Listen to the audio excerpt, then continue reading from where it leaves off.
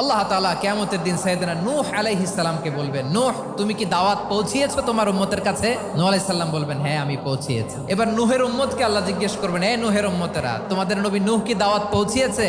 নূহের উম্মত বলবে, না আল্লাহ, কোনো দাওয়াতও আমরা পাই নাই, আপনারাও চিনি নাই, জান্নাতও চিনি নাই, জাহান্নামও চিনি নাই। নূহ আলাইহিস সালাম বিপদে পড়ে যাবেন। তখন আল্লাহ বলবেন, নূহ তোমার পক্ষে কোনো সাক্ষী আছে? নূহ আলাইহিস সালাম বলবেন, আছে। কে?